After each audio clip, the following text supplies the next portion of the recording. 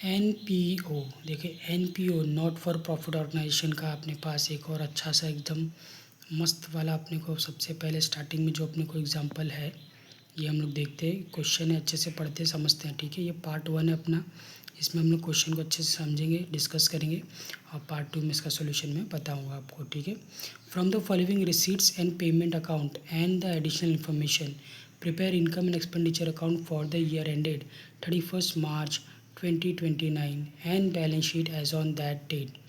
Receipt and payment account अपने को दिया हुआ है for the year ended 31 March 2029 का। देखिए रिसीट साइड में अपने को सब यहाँ पर क्या मिलेगा, जितना भी अपने को इनकम है वो मिलेगा, ठीक है। और पेमेंट साइड में अपने को क्या क्या मिलेगा, जितना भी खर्चा है और असेट्स है वो मिलेगा। रिसीट साइड में इनकम और लायबिलिटी और पेमेंट साइड में एक्सपेंस और असेट्स के डिटेल्स अपने को दिखाई देंगे। तो यहाँ पर देखिए सबसे पहले अपने को टॉप पे रिसीट साइड में क्या दिखा है, टू बैलेंस ब्रॉट डाउन। ये कैश हो सकता है, cash in hand bank balance ये हो सकता है। 3000 रुपये अपना स्टार्टिंग में अपने पास है, ठीक है। फिर उसके बाद में ये सब्सक्रिप्शन दिया। सब्सक्रिप्शन अपने लिए क्या होता है, इनकम होता है। डोनेशन ब्रैकेट में लिखा है रिवेन्यू, तो ये भी अपने लिए इनकम होता है। तो जब हम इनकम एंड एक्सपेंडिचर अकाउंट बनाएंगे तो ये सब इनकम में जाएगा, ठीक है, इनकम साइड में जाएगा। एंट्रेंस फीस वो भी अपना इनकम है और इंटरेस्ट ये भी अपना इनकम है। फिर आ जाता है बाय सैलरी। सैलरी अपने लिए क्या है, एक्सपेंस है, तो वो एक्सपेंडिचर साइड जाएगा। प्रिंटिंग एंड स्टेशनरी वो भी अपना एक्सपेंस है, वो भी एक्सपेंडिचर साइड जाएगा। कमीशन वो भी एक्सपेंस है। रेंट ये भी एक्सपेंस है अपने लिए। इलेक्ट्रिसिटी इलेक्ट्रिक चार्जेस ये भी अपना एक्सपेंसेस है, चिल्ला चिल्ला के बोरा में चार्जेस हूँ, ठीक है, ये तो ये भी एक्सपेंसेस है। अब फर्नीचर ये अपना क्या है, असेट्स है, ठीक है, ये बैलेंस शीट के असेट साइड में जाएगा। ऊपर के जितने भी अपन ने पेमेंट में देखे वो सारे के सारे इनकम एंड एक्सपेंडिचर के एक्सपेंडिचर साइड में जाएंगे। अब ये जो बैलेंस कैरी डाउन अपने को दिया हुआ है नीचे 1000 रुपीज़, ये अपना कैश इन हैंड है, ये अपना असेट्स है, ठीक है, तो ये असेट साइड में जाएगा। अब एडिशनल इन्फॉर्मेशन देखते हैं। यहाँ पर क्या बोला है कि आउटस्टैंडिंग, ठीक है, आउटस्टैंडिंग रेंट वॉज ₹200, मतलब रेंट जो है उसके ऊपर अपने को एडजस्टमेंट दिया हुआ है।